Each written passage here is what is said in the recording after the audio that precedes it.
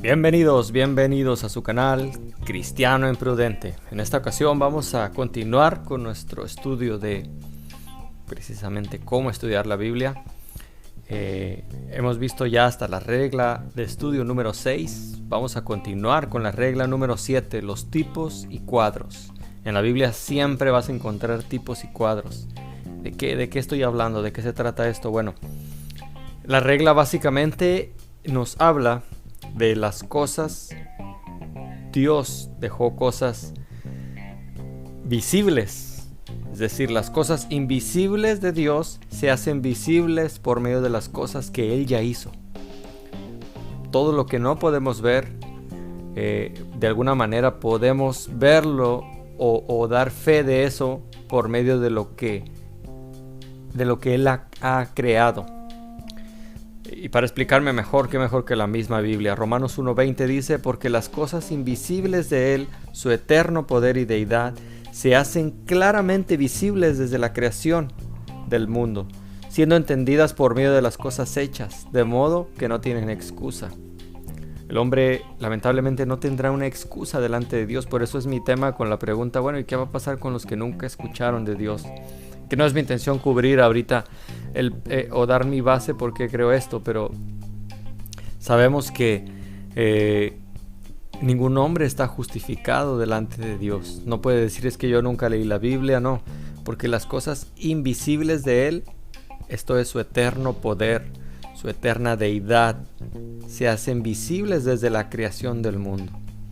Entonces la Biblia dice que podemos entender las cosas invisibles de Dios si estudiamos las cosas que Él hizo, las cosas que Él ha creado. De hecho, personas como Francis Collins, el padre de la genética moderna, llegó a este entendimiento del Dios vivo por medio del genoma humano, por estudiar la genética. ¿Ves lo glorioso de esto que estamos estudiando?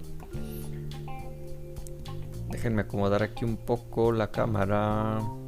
Bueno, soy nuevo en esta plataforma que estoy usando para editar estos videos. Espero salga bien. Entonces, podemos entender las cosas espirituales estudiando las cosas físicas. Toda la naturaleza a nuestro alrededor está aquí para testificar de Dios. Nos testifica de que hay un creador. Es mi tema con el ateísmo también, ¿no?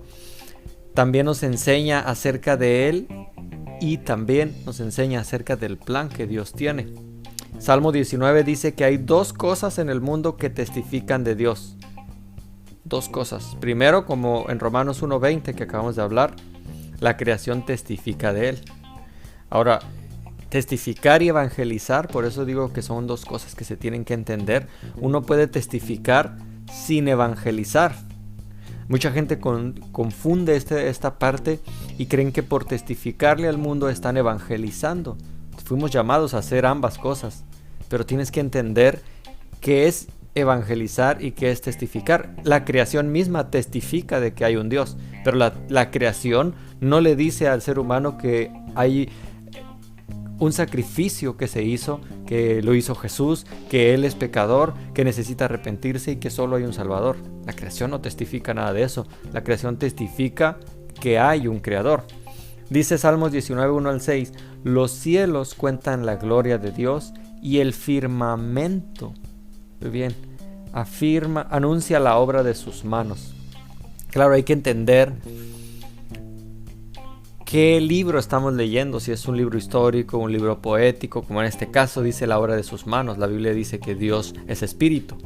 Ese es mi tema cuando converso con un testigo de Jehová que tiene muchos problemas al entender un pasaje porque ni siquiera ha determinado de qué tipo de literatura está hablando, si es literatura poética, histórica, de profecía, etcétera. Bueno, cuando dice anuncia la obra de sus manos, habla que Dios mismo estuvo presente. No es que mandó a alguien, no a una criatura a que creara otras criaturas. Dice anuncian la obra de sus manos. O sea, Él mismo presente ahí en ese lugar.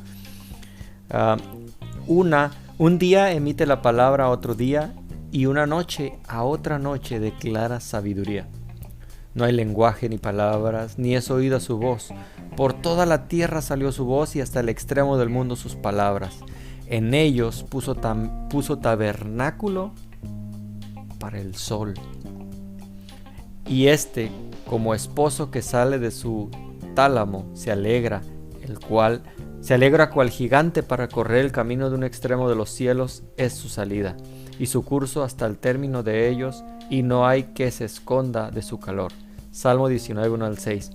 Bueno, además la creación, la palabra de Dios, la Biblia, la Escritura, testifica de que hay un Creador. Salmo 19, 7 al 11 continúa. La ley de Jehová es perfecta que convierte el alma. Es mi tema también con el evangelismo. Creer que nuestros métodos convierten a una persona, creer que los eventos convierten a una persona. No, hay que buscar, hay que tratar de que por favor acepten el evangelio, y hay que prometerles que si vienen a Cristo sus problemas se van a acabar, y hay que prometerles también que si se convierten a Cristo van a ser felices ahora sí, como dicen los mormones, ¿no? Si tú lo crees y lo declaras y lo decretas, como dicen estos apóstoles modernos. La Biblia dice que la ley de Jehová es tan perfecta que convierte el alma. Yo trato de confiar totalmente en la ley de Dios cuando hago evangelismo, porque la palabra de Dios lo dice.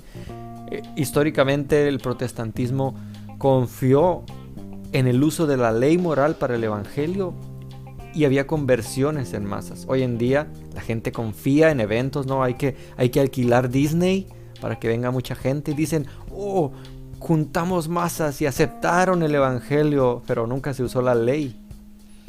El testimonio de Jehová es fiel, que hace sabio al sencillo. Los mandamientos de Jehová son rectos, que alegran el corazón. No puede haber alegría para un pecador culpable, precisamente por eso es que después necesita la gracia. El precepto de Jehová es puro, que alumbra los ojos. El temor de Jehová es limpio, que permanece para siempre. Los juicios de Jehová son verdad, todos son justos, deseables más que el oro y más que mucho oro afinado, y dulces más que miel. Canta este salmo, y dulces más que miel, y que la que destila del panal. Tu siervo es además amonestado con ellos, en guardarlos hay grande galardón. Entonces, una de estas reglas importantes que vale la pena estudiar más a fondo, ¿no? Es esta, la regla de los tipos y cuadros. Vamos a ver entonces en otros capítulos que se trata de los tipos y cuadros de la Escritura. No obstante, para que entiendas la regla, vamos a ver un ejemplo en la creación de su aplicación. Esto es un cuadro que vamos a inventar ahorita, ¿no? Para explicar esto de los tipos y cuadros. El sol, la tierra y la luna. Vamos a hablar de estos tres. El sol, la luna y la tierra. Estos tres formarían un cuadro de nuestro andar con Cristo en este mundo. Este cuadro que estoy explicando lo estoy inventando, vaya, ¿no? Es para ejemplificar y me entenderás un poco más adelante. El sol sería un tipo y cuadro de Jesús. No, amigos testigos de Jehová, no estoy diciendo que Cristo es el sol naciente, ¿no? Que usó el pueblo romano, el Sunday, el día del sol. No, es un cuadro, un tipo y cuadro. El sol sería un tipo y cuadro de Cristo Jesús, en este ejemplo que estoy dando. Malaquías 4:2, por ejemplo, llama a Jesús el sol de justicia. Ahora, ¿hay que tener imágenes del sol en nuestra casa para acordarnos de Jesús? No estoy diciendo eso. La tierra ahora sería un cuadro del mundo en que vivimos, por obvias razones, ¿no? La tierra vendría siendo esta parte, jugando este papel del cuadro. El sol Jesús, la tierra, el mundo en que vivimos, y la luna vendría siendo un tipo y cuadro de la iglesia de Jesús. ¿Por qué? Bueno, la luna no tiene una luz propia, es un satélite natural que en realidad cuando lo vemos en la noche alumbrar no es su luz la que alumbra, es un reflejo del sol. ¿Ya entendiste esta referencia de los tipos y cuadros? Que el sol, ¿quién es? Nuestro Señor Jesús. La iglesia no tiene luz propia. Dice que es la luz del mundo, pero esa luz no proviene de la misma iglesia. La luz proviene de el sol. que en este ejemplo sería Jesús. Refleja la luz del sol. El cristiano tampoco tiene luz propia. Dice que andemos en luz, dice la palabra, pero no tenemos luz propia. Reflejamos o manifestamos la luz de Cristo a través de la predicación del Evangelio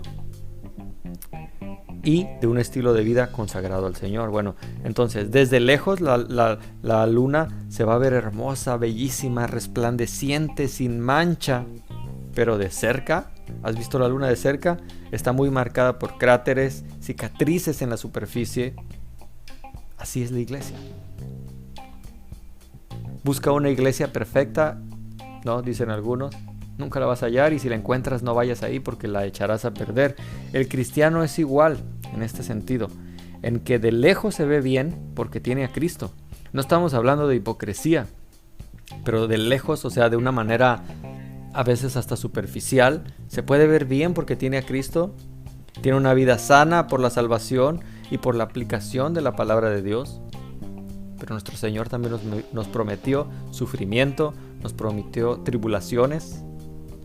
A eso sí, esa promesa sí puedes decir amén, la creo y la recibo, porque a eso sí nos ha llamado el Señor, a sufrir por causa del Evangelio. Sin embargo, al acercarte a un cristiano, a esta luna, te das cuenta de que también tiene sus cráteres, también tiene sus cicatrices, sus imperfecciones, sus problemas. Somos como la luna entonces, es un cuadro, ya que entendemos un poco acerca de los elementos del cuadro en la creación. Ahora vamos a sacar unos principios que Dios quiere enseñarnos a través de este estudio. Repito, estoy tomando como base, parafraseando el estudio del pastor Greg Kedrowski. Entonces, el eclipse lunar es un cuadro del creyente carnal o del mundano. Lo que sucede, el eclipse lunar es un cuadro del creyente carnal. Un eclipse lunar, ¿cuándo ocurre? Bueno, ocurre por la interposición de la Tierra entre la luna y el sol. Un cuadro de la vida de un cristiano que ha dejado el mundo, que ha dejado que el mundo, o que la Tierra se interpusiera entre él, entre la luna y el sol, o sea, entre él y Cristo. No va a reflejar más luz del sol porque el mundo está en medio. ¿Sí entiendes este cuadro? Bueno, cuando dejamos que el mundo se interponga, ya no reflejamos ahora más la luz del Evangelio. Cuando dejamos que el mundo y sus afanes se interpongan, interrumpimos esta gloriosa luz que estábamos reflejando. Los del mundo no pueden ahora ver un testimonio de Cristo, no pueden ver esa luz en el creyente carnal. Se ve tan oscuro como el mundo en el que ahora está viviendo. Entonces, un eclipse solar, un cuadro de un creyente orgulloso y egoísta. El eclipse solar, ocurre por la interposición entre la luna y el sol. O sea, la luna bloquea la luz del sol. Es un cuadro del cristiano, la luna, que se ha puesto entre el sol y Cristo. Entre el sol y la tierra, o sea, Cristo y el mundo. Entonces los del mundo solo ven a la luna, o sea, los del mundo solo ven al cristiano y ya no ven más al sol, o sea, no ven más a Cristo. Cuando sucede este eclipse, nos interponemos y el mundo ya no pone la mirada en Cristo, no dice, oh, gloria a Dios, no, por su vida, no, dice, mira lo que está pasando, no, lo que está haciendo. Porque nos hemos interpuesto y ahora ya no reflejamos la luz del sol que venía siendo Cristo. Los del mundo solo pueden ver una sombra negra del creyente orgulloso porque está exaltándose a sí mismo y no dejando que la luz de Cristo se manifieste en su vida. Hay otro fenómeno también que ocurre cuando la luna y el sol se ven juntos en el cielo durante el día. Esto es un cuadro del milenio. Cristo, o sea, el sol, y la iglesia, que es la luna, reinarán juntos sobre el mundo, que es la tierra. Pero aunque el sol y la luna se pueden ver a la misma vez, la gloria del sol es mucho más brillante que la luna. Así es Cristo, así es Jesús, porque Él siempre tiene la preeminencia, Él siempre es primero, es siempre su luz la que debe resplandecer. Entonces toda la creación existe para manifestar a Dios y testificar de Él. Podemos aprender mucho si solo observamos el mundo físico que vivimos todos los días y te detienes a ver los árboles, el mar, el cielo, toda la creación gloriosa. Esta regla también destaca la importancia de dos pequeñas palabras en la Escritura. Son dos palabras de comparación que puedes buscar e incluso marcar cuando leas la Biblia. Y estas dos son así, la palabra así y la palabra como, estos artículos. Pueden ser dos palabras más importantes, de hecho pudieran ser nuestras palabras o énfasis más importantes en toda la Biblia. Pon mucho cuidado cuando en la Escritura veas así o la palabra como. Cuando vemos un así y un como en la Biblia, debemos detenernos un rato y tratar de contestar la siguiente pregunta: ¿qué es lo que Dios quiere mostrarme en esta comparación? Si ves, los términos así y como se usan para comparar. Bueno, así como Juan sale a correr, ¿no? Así como, bueno, debemos prestar atención en esto. A menudo aprendemos cómo los niños, a través de comparaciones, entienden. Pues asimismo, esta ilustración espero te haya servido para entender los tipos y cuadros, porque en la Biblia vas a encontrar muchos tipos y cuadros. Dios compara lo desconocido con lo conocido. De hecho, las parábolas precisamente son eso. Jesús explicó a través de algo conocido. Por ejemplo, un sembrador salió a sembrar, para explicarles algo desconocido y que es los creyentes que caen en buena tierra, que la tierra sería un cuadro, el sol, etcétera, todos estos elementos. Cristo usó ejemplo de las bodas que existían, que ellos conocían, usó ejemplos de los samaritanos, etcétera.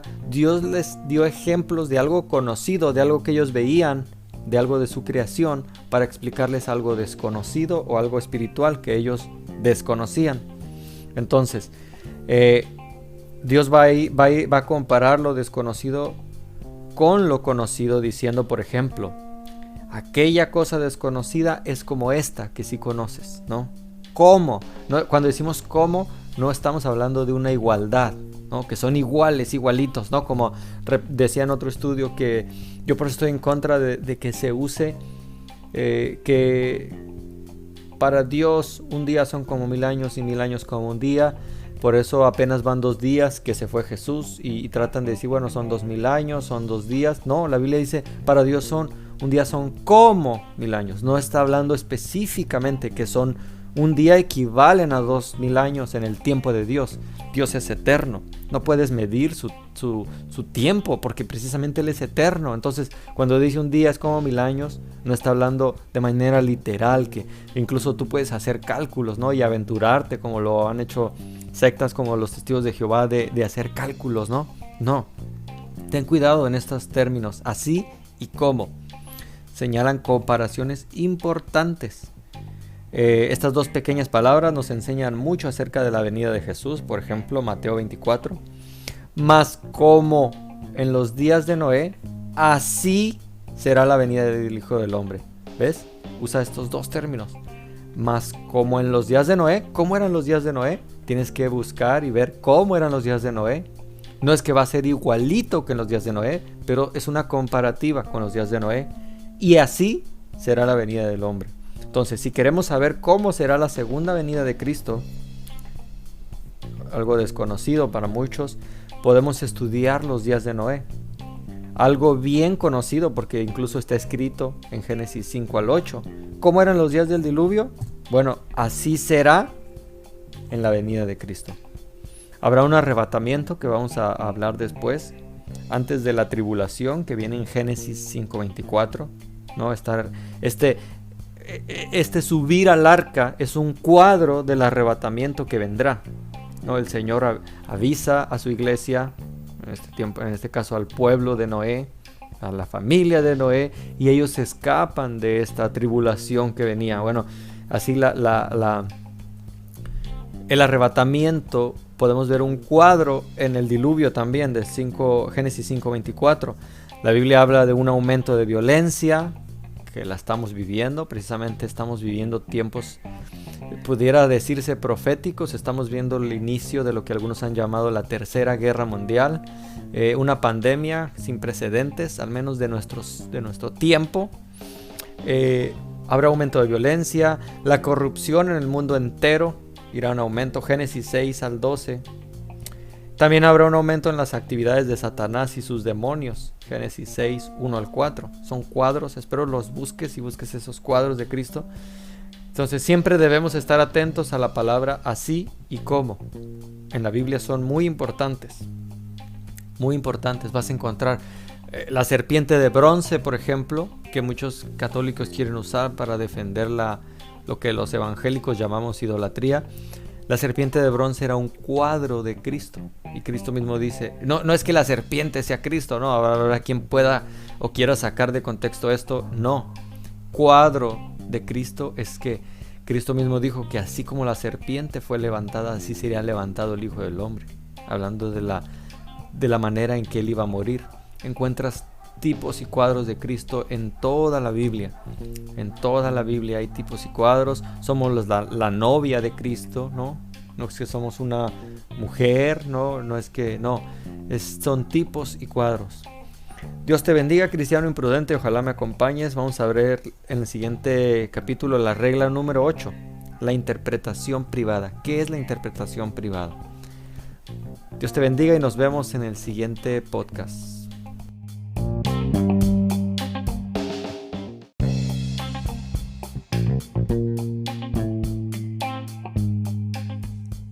Bienvenidos a su canal Cristiano Imprudente. Vamos a continuar con la regla número 9.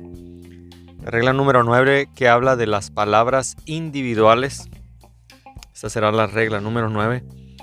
Estas palabras individuales de la Biblia van a ser la clave para precisamente entender la palabra de Dios. Van a ser nuestra clave en este estudio. Proverbios 30:5 al 6 dice que toda palabra de Dios es limpia. Él es escudo a los que en Él esperan. No añadas a sus palabras para que no te reprenda y seas hallado mentiroso. Entonces, este versículo es claro, no debemos añadir para no ser hallados mentirosos.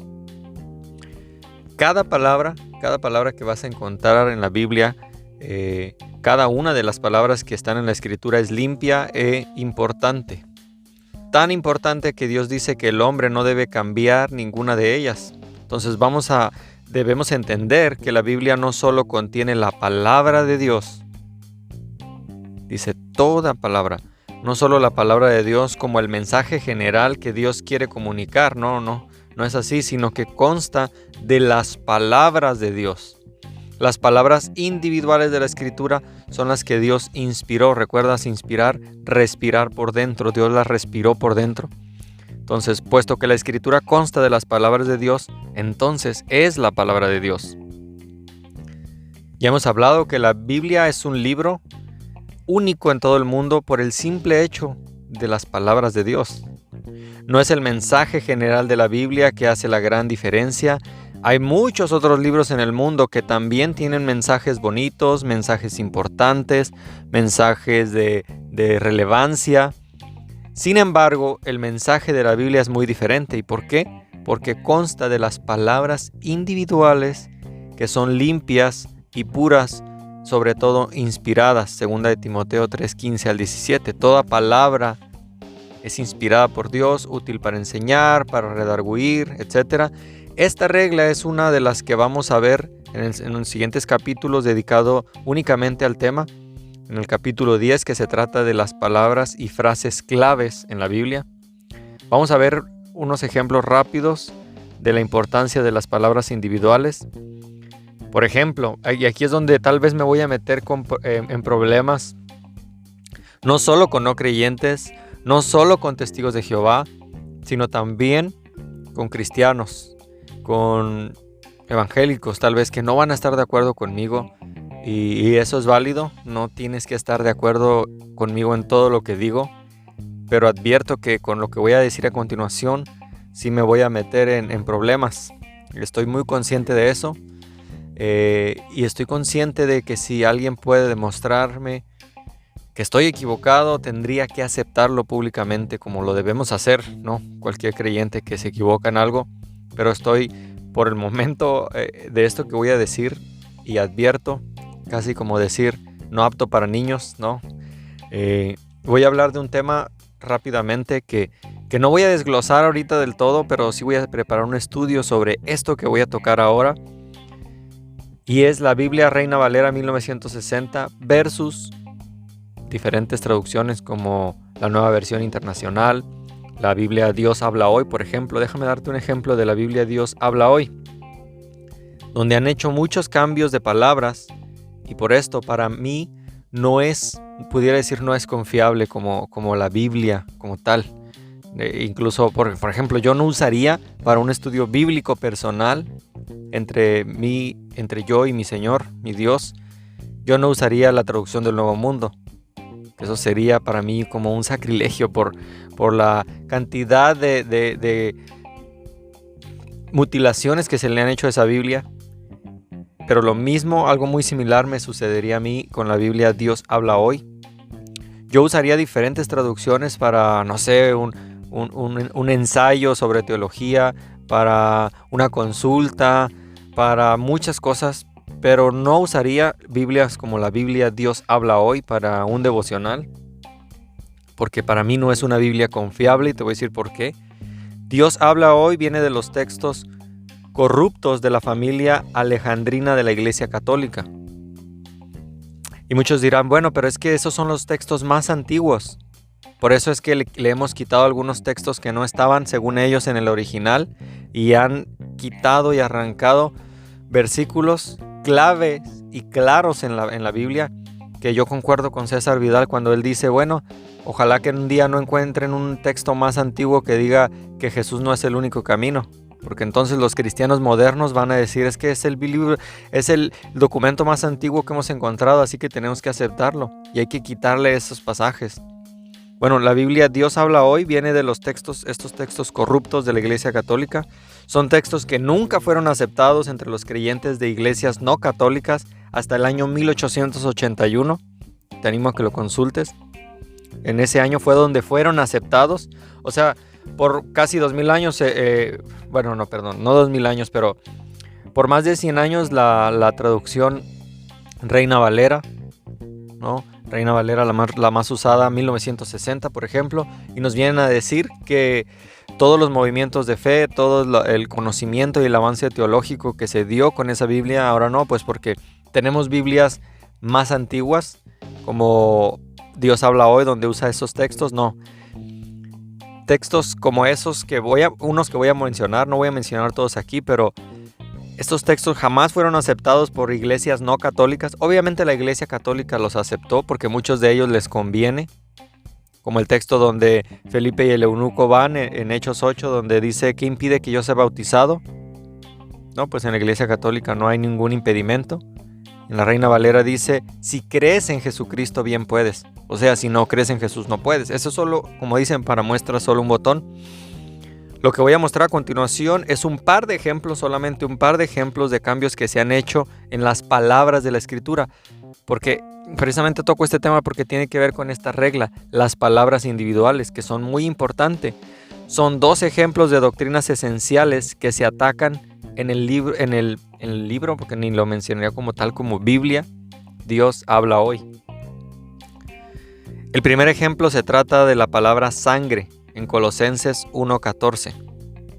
Si tienes tu Biblia Dios Habla Hoy, te animo a que la saques, y tu Biblia Reina Valera 1960. Vamos a ver cómo es atacada esta doctrina del tema de la sangre en Colosenses 1:14. Te animo a que compares lo que dice el versículo en el libro Dios Habla Hoy con lo que dice la Biblia Reina Valera 1960. Te leeré lo que dice 1 Corintios 1:14, Dios Habla Hoy. Por quien nos salvó y nos perdonó nuestros pecados. Es todo lo que dice. Por quien nos salvó y perdonó todos nuestros pecados. Reina Valera dice, en quien tenemos redención por su sangre, el perdón de los pecados. ¿Notas la gran diferencia? Algunos dicen sí, pero a veces las personas no saben qué es la redención, el perdón de pecados. Por eso es como la Biblia Dios habla hoy, como dicen los testigos, ya no hablamos de vosotros, ustedes, ¿no? Para mí es una manera de tratar de tener, por decirlo así, bueno, no sé cómo decir eso sin herir tal vez algunos sentimientos de incluso personas que aman esta traducción de la Biblia Dios habla hoy, pero Reina Valera no es una Biblia para flojos. Si hay términos que no entiendes, puedes buscarlos, incluso en el diccionario Strong. Dios habla hoy, como te he puesto en este ejemplo, quita la palabra sangre de este versículo, por quien nos salvó y nos perdonó nuestros pecados. ¿Cómo? Pues quién sabe, ¿no? Y dices, es que en otros versículos sí dice que habla de la sangre. Sí, pero en este pasaje quita la palabra sangre del versículo, que solo es una palabra sencilla que dice sangre, pero cambia el sentido completamente, así como hace la Biblia de los Testigos, donde solo cambia, a veces ni siquiera una palabra, un artículo, y cambia todo el sentido del pasaje. Ataca la doctrina de nuestra redención, por ejemplo, no mencionándola. Dice, nos salvó y nos perdonó por nuestros pecados. Si no has tomado un estudio de teología, te animo que sepas qué es la redención, qué significa. Pero quita totalmente aquí nuestra redención y el perdón de pecados también. Nos perdonó nuestros pecados, pero en Reina Valera dice el perdón de nuestros pecados. La Biblia dice que la remisión, o sea, el perdón de nuestros pecados solo viene a través del derramamiento de la sangre, que si lo quieres buscar en Biblia Dios habla hoy no lo vas a encontrar. Y sin esta remisión no hay redención, Hebreos 9:22.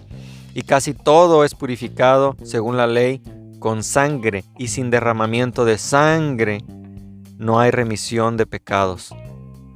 Hebreos 9:12, y no por sangre de machos cabríos ni de becerros, sino por su propia sangre entró una vez para siempre en el lugar santísimo, habiendo obtenido eterna redención. Entonces la razón por la cual quitaron la palabra sangre de Colosenses 1:14 en Dios habla hoy es muy obvia. Es bastante obvia. Una vez que entendemos la fuente de esta Biblia, va a ser más que obvio por qué lo quitaron. Estos textos católicos de la familia alejandrina que fueron cambiados y traducidos por hombres que creían, fíjate lo que creían que uno podía conseguir la redención de otras maneras. Terrible. Es como para que te dé escalofríos, como para que te dé un poco de miedo. No sé a ti, pero en mí sí causa una repulsión esta traducción. Creían estos hombres que uno podía conseguir la redención de otras maneras, por ejemplo, las buenas obras, los sacramentos. Incluso había sacerdotes que se sentían mal, sacerdotes católicos en aquel tiempo, que incluso se sentían tan mal de disfrutar una buena comida, para ellos era pecado, porque pues como creían en la salvación por obras, que incluso llevaban con ellos ceniza, la cual echaban en la comida para no disfrutarla. Tú dices, ¿cómo? Sí, porque para ellos era pecado disfrutar de la buena comida. Bueno, tenían ellos otras maneras, no solo por la sangre, el derramamiento de sangre, sino las buenas obras de los sacramentos, que tengo un estudio de los sacramentos pendiente, de los sacramentos en la Iglesia Católica. Las palabras individuales de la Biblia entonces son clave para entender la palabra misma. Cuando cambiamos las palabras individuales, cambiamos el mensaje. Otro ejemplo rápido de los cambios de la Biblia Dios habla hoy es el ataque a la deidad de Cristo en 1 de Timoteo, que hay más versículos, ahorita solamente para no extenderme en este podcast. 1 de Timoteo 3:16, te lo voy a leer de la Biblia Dios habla hoy. No hay duda de que el secreto de nuestra religión es algo muy grande. Cristo se manifestó en su condición de hombre. Cristo se manifestó en su condición de hombre, triunfó en su condición de espíritu y fue visto por los ángeles. Fue anunciado a las naciones, creído en el mundo y recibido en gloria. Léelo ahora en 1 de Timoteo 3:16, en Reina Valera. Indiscutiblemente grande es el misterio de la piedad. Dios, escucha bien, Dios fue manifestado en carne. Mientras que en Dios habla hoy dice Cristo se manifestó en su condición de hombre. Está diciendo dos cosas totalmente diferentes. Cristo posiblemente un ser creado, como dicen los testigos de Jehová, se manifestó en su condición de hombre. Eso dice Dios habla hoy. Se me hace pésimo llamarle Dios habla hoy. Pero bueno, en Reina Valera dice Dios. Si lo buscas en Teos, el Teótocos, Dios fue manifestado en carne, justificado en el Espíritu, visto de los ángeles, predicado a los gentiles y creado en el mundo, recibido arriba en gloria. La palabra Dios no aparece en la traducción Dios habla hoy. La Reina Valera declara la deidad de Cristo diciendo que Jesús era Dios manifestado en carne. Entonces las palabras individuales de la Biblia van a ser muy importantes, son clave. Ahorita comparé con Biblia Dios habla hoy, pero hay otras traducciones. Nueva Versión Internacional también es otra traducción que a mi modo personal de ver es pésima.